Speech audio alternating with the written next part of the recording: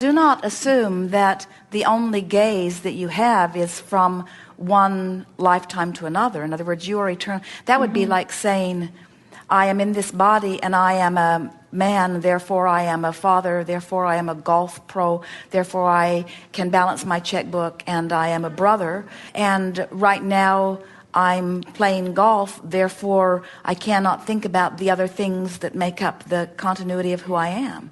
And we say, as this non-physical consciousness, you are more agile with your non-physical thoughts than you are with your physical thoughts. The multidimensionality of your beingness from non-physical is unfathomable from your physical standpoint. And we know it is really unsatisfying when someone like us says, well, you just have to take our word for it, or you just have to take our feeling for it. But non-physical is infinite intelligence and omnipresent and can focus anywhere it wants to any time.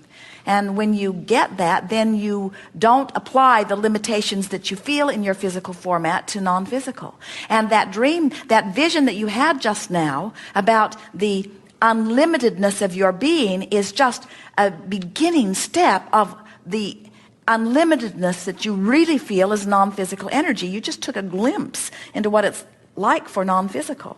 Infinite intelligence and consciousness is a stream of consciousness. And for physical beings who have come to like your clump and take ownership of your clump, and some of you have done such a good job of that you've decided you're going to take your clump into the non-physical with you, which we think is interesting. We tease you, what are you going to do with a body in a non-physical realm? It's going to be cumbersome. You are eternal beings who have been playing in this physical realm for a very long time. You're not new to this.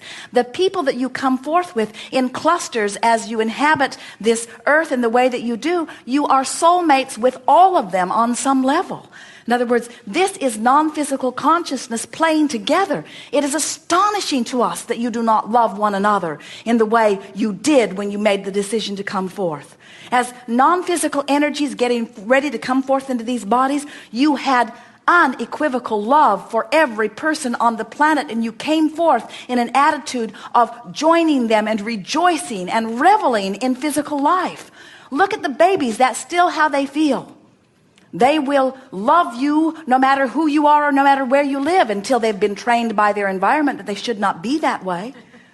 Jerry and Esther a few years ago were at an airport, and their general process was they would land, Jerry would go out and retrieve the car, which took some time, and Esther would wait at the baggage carousel for bags. And then Jerry would arrive just at the right moment, and the skycap would help Esther to the curb, and off they would go with the big heavy bags. So Esther is standing and waiting, and a very nice man is waiting with her, and she is playing with this man. She is teasing him, telling him that her bags would be the first 3 bags off the carousel.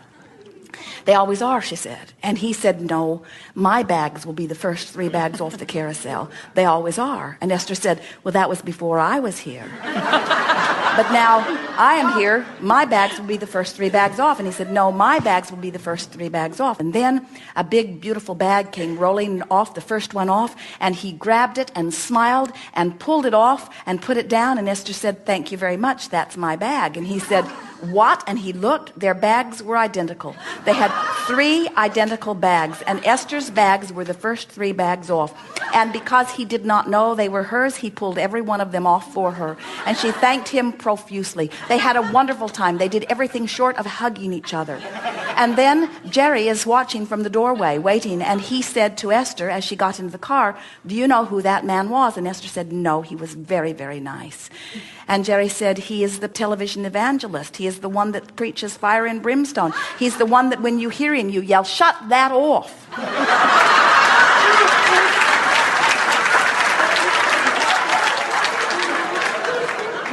Jerry said, it was interesting to watch you, because if either one of you knew who the other one was, you would not have been having such a good time together. And so what we're wanting you to understand is that if you could leave behind your self-imposed biases that you've picked up from your cultures as you separate yourselves in your fear, you would be these loving beings who are embracing one another as the fellow travelers that you are, you see. That's what it feels like from non-physical. And anything less than that will always feel off to every one of you.